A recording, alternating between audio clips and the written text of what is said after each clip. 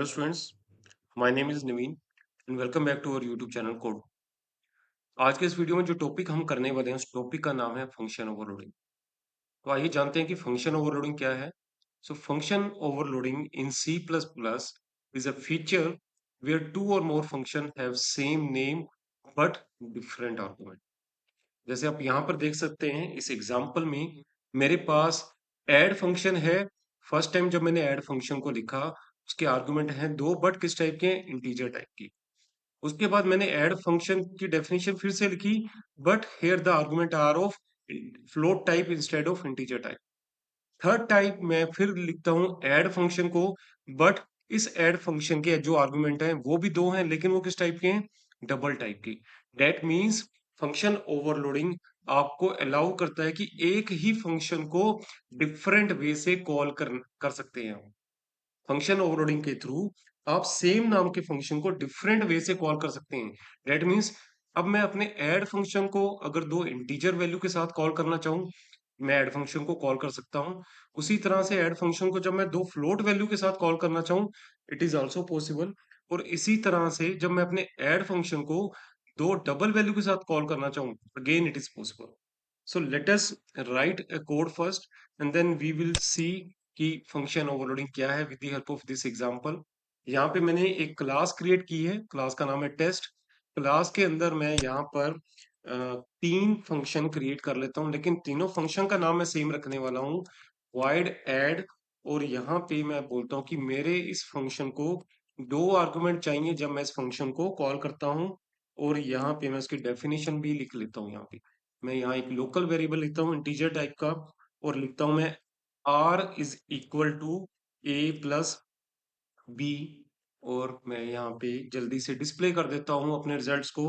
तो मैं लिखता हूँ C out result of two integer number is, and here I'm going to display the result of two integer number, and result is in my variable r and end, right? In the similar way I'm going to make a copy of this function। मैं यहाँ पर इसकी तीन copy create कर लेता हूँ, और मैं यहाँ पे लिखता हूँ int a comma int b comma int c. यानी कि यहाँ पे ये ऐड फंक्शन ऐसा ऐड फंक्शन है जिसको मैं अगर तीन इंटीजर टाइप वैल्यू भी पास करूं तब भी वो चल जाए। और मैं यहाँ पे लिखता हूँ result of three integer number is right. And then here instead of passing integer values मैं बोलता हूँ कि अब मैं इस नंबर को, इस फंक्शन को मैं इंटीजर की बजाय फ्लोट वैल्यू के साथ करूंगा। और मैं यहाँ पे अपना एक वेरिएबल इंट की बजाय मैं यहाँ पे लेता हूँ float r is equal to a plus B. और मैं प्रिंट क्या करता हूँ, result of two float number. तो यहाँ पर स्टूडेंट मेरा क्लास का कोड रेडी है। मेन में जाकर मैं क्या करता हूँ, मेन में मैंने तीन ऑब्जेक्ट क्रिएट की। टेस्ट क्लास के तीन ऑब्जेक्ट है मेरे पास, obj1, obj2 एंड obj3। अब मैंने आपको क्या बोला था कि function overloading is a feature which allow to call same function but in a different way. Add function को मैं कॉल करने वाला हूं through obj1, obj2 and obj3, but in different way. वो कैसे कि जब मैं लिखता हूं obj1 डॉट ऐड, और मैं यहाँ पे इसे दो इंटीजर वैल्यू पास करूंगा। और इसी तरह से फिर ऑब्जेक्ट टू के साथ, इवन मैं ऑब्जेक्ट वन के साथ भी कॉल कर सकता हूँ। तो मैं यहाँ पर ऑब्जेक्ट टू के साथ जब ऐड को कॉल करूंगा, there I will pass three integer value. Then I will call the same function with the another object object three, and then I will pass two float value. तो उससे पहले मैं यहाँ पे इंटीजर वेरिएबल डिक्लेयर कर लेता हूँ, int x is equal to let us say 10, int Y उसकी मैं वैल्यू रखता हूँ 20, और फिर मैं यहाँ पर एक वेरिएबल लेता हूँ int z is equal to 30। और इसी तरह से मैं कुछ वेरिएबल और ले लेता हूँ यहाँ पे, इंट p की बजाय मैं यहाँ पर लेता हूँ फ्लोट, फ्लोट p। और इसकी वैल्यू लेटेस्ट से मैं लेता हूँ 5.5 की फ्लोट वैल्यू है। एंड देन मैं एक और वेरिएबल लेता हूँ फ्लोट क्यू, और इसकी वैल्यू मैं यहाँ पर रख लेता हूँ 20.5। तो मैंने जैसे बोला कि ओब्जे वन के साथ जब मैं ऐड फंक्शन को कॉल करता हूं, तो मैं इसे दो इंटीजर वैल्यू के साथ कॉल करता हूं। उसी तरह से मैं अपने ओब्जे टू के साथ ऐड फंक्शन को कॉल करने वाला हूं, but this time I am passing three integer values to my add function. Then I am going to call the add function again.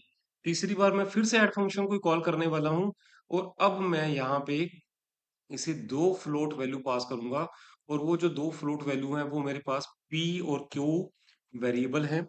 मैं वो p और q वेरिएबल की वैल्यू पास कर देता हूँ। तो बार मैंने ऐड फंक्शन को कॉल किया।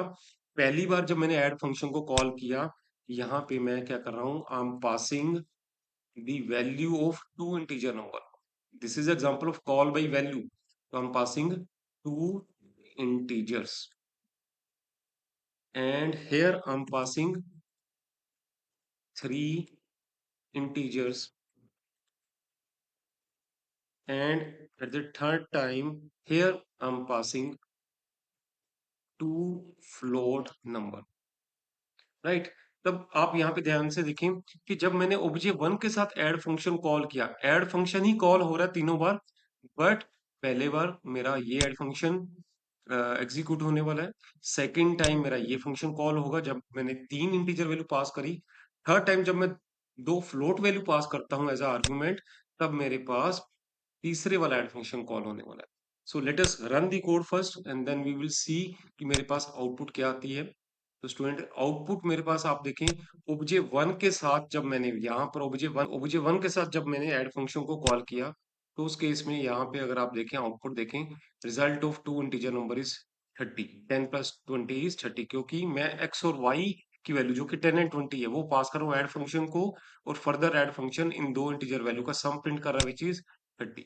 Next time I am calling the add function again, but यहाँ पर मैं तीन इंटीजर वैल्यू पास कर रहा हूँ एक्स वाई एंड जी, जो कि मेरे पास 10 20 और 30 है। And there you can see result of three integer number is 60। 10 plus 20 plus 30 is 60।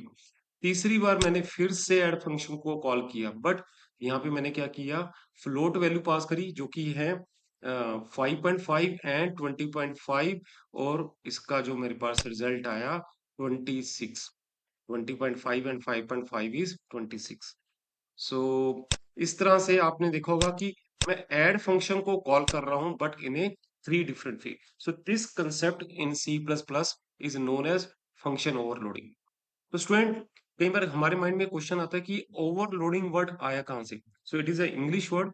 तो जिस तरह से कई बार हम लोग अपने रियल लाइफ में भी बात करते हैं कि मुझे ओवरलोड कर रखा है। कई बार जब आपने सुना होगा, कोई एक एम्प्लॉय है वो कहता है कि मेरे बॉस ने ओवरलोड कर रखा है, डेट मीन्स उसे एक से ज्यादा काम दिया जा रहा है, दो या तीन काम उसे मल्टीपल दिए जा रहे हैं। तो इसी तरह से यहाँ पर भी वो सेम कंसेप्ट आपके पास फंक्शन के साथ भी है और ऑपरेटर के साथ भी है। तो जब मेरा एक फंक्शन एक टाइम पे एक से ज्यादा काम कर रहा है, उस कंसेप्ट को हम बोलते हैं फंक्शन ओवरलोडिंग। तो स्टूडेंट, आने वाली वीडियो में हम देखेंगे कि फंक्शन ओवरलोडिंग के अलावा it is also possible that we can overload a operator. So I hope you like my video. अगर आपको वीडियो पसंद आ रही है, so please do not forget to subscribe my channel. And इसके साथ ही मैं अपने स्टूडेंट्स का, अपने व्यूअर्स का थैंक्स करना चाहूंगा, बिकॉज रिसेंटली हमारे यूट्यूब चैनल ने 10K से ऊपर व्यूज को अचीव किया है। So thank you student, thank you for watching my video.